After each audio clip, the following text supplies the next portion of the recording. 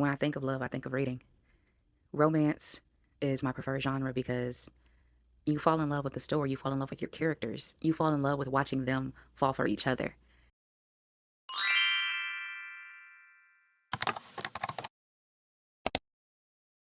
Hey y'all, hey, it's your girl May, your favorite book baddie with a chronic illness. And if I'm not your favorite, I will be. Let's yap a little bit, y'all. Today is one of those chronic illness days, and your girl's not feeling the best, but we're gonna keep pushing anyway. I'm going to complete this challenge because I know I can. And I set out to complete it because I had been falling to the wayside with some of my goals for social media and content creation. So, this is me keeping that promise, essentially. Let's talk about the chronic illness or illnesses. First, I have Crohn's disease, moderate to severe. I've had Crohn's since I was 8, and it wasn't fairly common for kids to get it back when I was diagnosed. So I've been dealing with this disease for over 20 years now. I went through a lot of testing and a lot of hospital visits as a youngin' because they couldn't figure out what was going on. And just a little backstory on my family history. My father had leukemia. So they went through a lot of different testing and whatnot to make sure that wasn't a cancer or something. And ultimately, we came up on Crohn's disease after months and months of testing, months of losing weight, not being able to keep food down. As a 7 and 8-year-old kid, you don't really understand what's going on, but seeing the fear in your loved one's eyes as you wither away and just sit in one place, it's kind of like a shell shock. I just remember the summer before I was diagnosed, my birthday had just passed, and my sisters had just got some new bikes, and we would play outside every day on the bikes, riding up and down the block, going to the local school that was up the road, just playing in their parking lot, riding our bikes in circles. And it got to a point where my mom and my grandma were like, "You're losing weight a little bit. Maybe it's all the activities you're doing outside." Because I've always been a chunky girl. I was a chunky little kid. And then I stopped going outside and I kept losing weight. And then it got to a point where I couldn't keep food down. And I was throwing up everything that would try and feed me. I couldn't even take long car rides because I was throwing up or having an accident some way. And just seeing my mom and my grandma panic a lot of the times because they couldn't help me, it was saddening. But also growing up with a chronic illness, not being able to have a normal childhood, it forces you to grow up in a way. And I think that kind of shaped who I am as a woman or as a person today. Anyway, Crohn's disease is the main illness that I have. I also suffer from chronic migraines. I do have medication for that. I have arthritis as well. And those are the main three that flare within me constantly. It's like a battle. If one isn't flaring, the other one is. I might have two flare-ups at one time. So it's not fun. But I get through it. I've been getting through it. But today just ain't a good day. So here we are. I am taking the day to rest outside of doing this video that I'll post probably later on this afternoon. But let's get into the reading.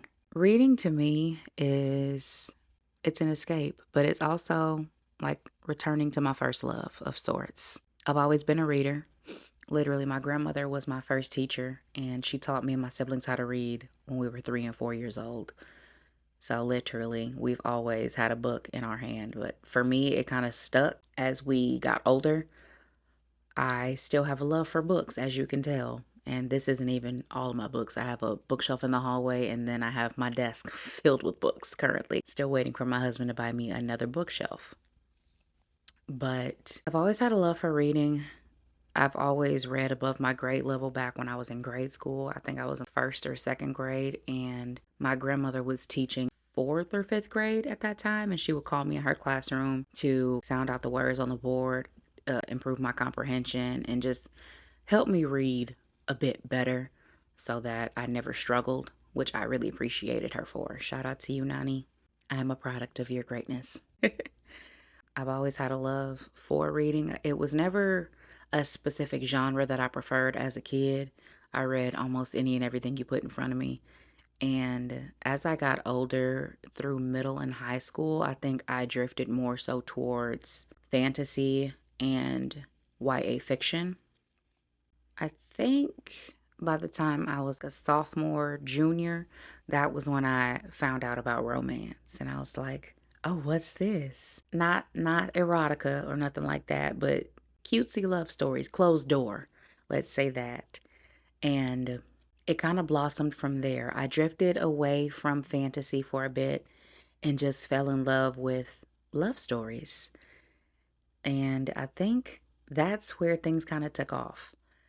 After I found romance, I was like, this is it. This is the bee's knees. I did fall off from reading for a little bit in high school because that was when I lost my father. I lost my dad to leukemia, and it kind of changed me. I will say I didn't really do much of anything that I loved for a couple years. I'd say probably when I was a freshman in college was when I started picking books up again. Because after I graduated high school, I worked at Barnes& and Noble part-time. So being around books, you're gonna pick them up again.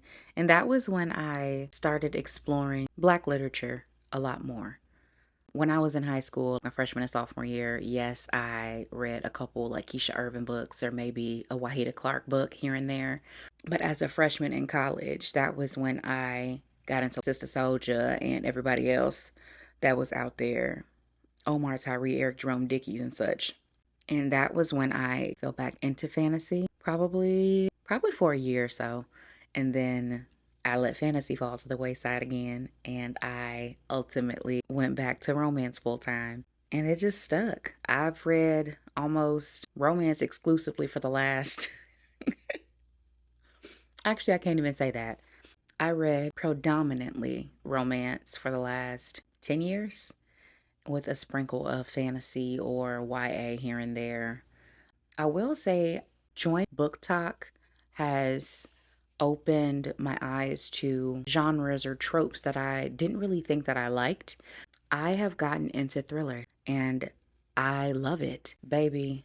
I used to steer away from thriller or horror, anything. Actually, I will still steer away from horror, baby. Call me a scaredy cat if you need to, but I know my strong suits and that ain't one of them. I like thriller. I do enjoy fantasy. I love romance and I don't know, general fiction as well. I will read just some regular old fiction.